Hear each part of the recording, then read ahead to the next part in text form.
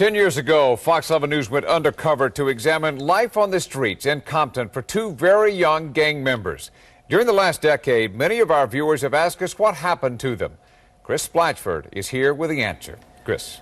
Well, back in 1993, these young boys talked about a dismal future that included life in prison or death on the streets.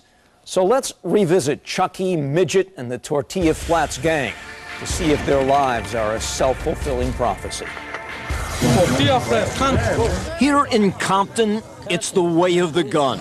This was all about. It's about the flats and this, the big flash gang. The streets here are no stranger to blood. Tortilla Flats, and the Tortilla Flats gang has spilled their share of it. That's the way it goes. You play, you pay. Midget has adopted the lifestyle. Tattoos mark his loyalty for life. Okay, get this one right here. Tortilla por vida. He is only 12 years old. Little Midget Tortilla Flats Compton. Midget's 13-year-old brother Woody is also in the gang. Little Woody, la Tortilla Flats controla. And they've befriended the gang's newest recruit, 10-year-old little Chucky. Midget and little Chucky, here in the garage where they sleep, show us some handguns. Midget, whose real name is Danny Verduzco, has some deadly plans. Go kill somebody. Go kill my enemies, the one that shot me. In fact, rival gangsters have shot him up twice. An ugly scar reaches across his chest and lower stomach. The first time, doctors had to remove a kidney. The second time, his spleen. Compton School District Gang Intervention Officer Andy Zembel remembers visiting Midget in the hospital. Nearly killed him. And I remember squeezing his hand. He opened his eyes, and I asked him, Danny, you gonna make it? Hang on, hang on. He nodded his head and fell back out, unconscious. Boom! Danny, or Midget, later tells how Officer Zembel's caring gave him a will to live.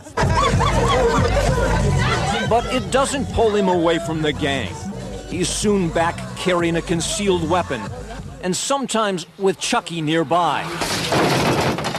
Stealing and stripping cars. Here's how we strip cars. And shooting at rival gangsters with his older brother Woody. And Largo, they won't snitch, man. They just keep blasting back at you, and you blast at them. That's just fun.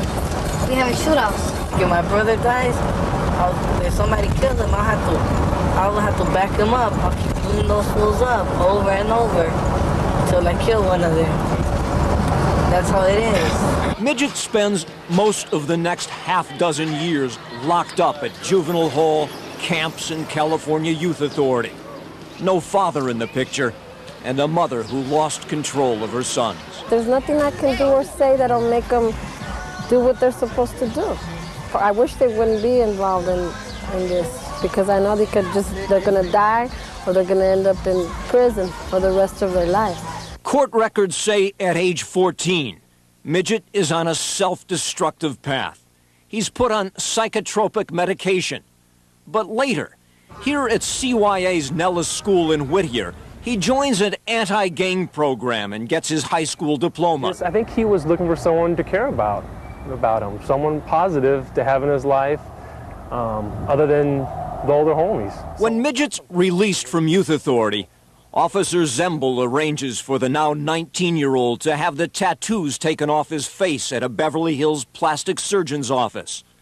But within days, Midget, called into action by Tortilla Flats gangsters, stabs a 16-year-old and an 18-year-old at a graduation party behind this Long Beach storefront. Both victims live. But 3 months later, there is a Tortilla Flats funeral for someone else. 19-year-old Imelda de la Cruz, drunk at a Compton party, gets into a fight with a rival gang member. Sergeant Marty Rodriguez. She pulled out a gun, and when she pulled out a gun, several other people pulled out guns, and it kind of a shooting, a helter-skelter shooting occurred. Imelda is hit by more than a half-dozen bullets from 2 different guns. Midget's brother, Ricardo Verduzco, known as Woody, had recently broken up with Imelda.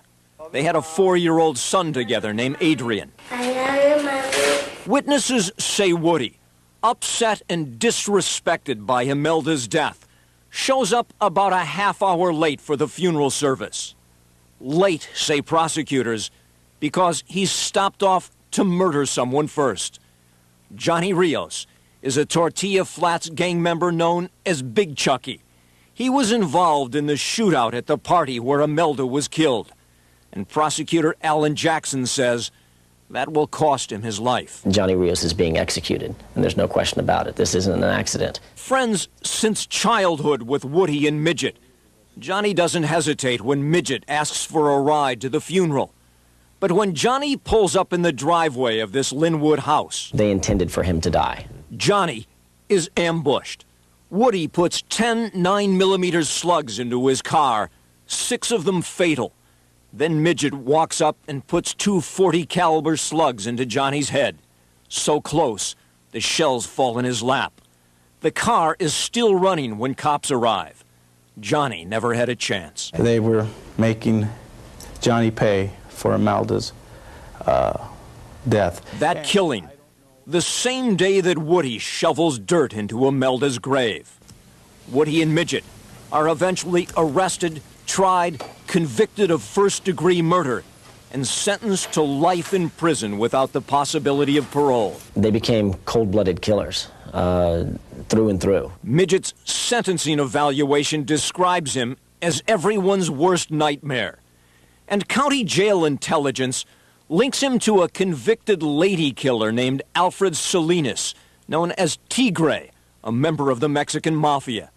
Jail Investigations Unit Sergeant Roger Ross says Midget is definitely a Mafia associate. Taking the messages, delivering dope, maybe holding weapons, or basically volunteering to go after people that the Mafia wanted to hit. Then, last January, his face painted with fresh tattoos. Midget gets another 10-year sentence piled on for the stabbings he did in Long Beach 2.5 years earlier. Upset with his court-appointed defense attorney, Midget takes this razor hidden under his eyelid and slashes his 64-year-old lawyer across the face. Just right there in front of a judge and jury to turn around and slash a guy. You obviously don't care about what they do to you. And Midget's final sentencing report concludes he should never, ever set foot into free society again. Very cold-blooded. Daniel Midget Verduzco is now locked up at a maximum security prison in Corcoran. He's 23 years old and sentenced to life without the possibility of parole. So what's become of little Chucky, Midget's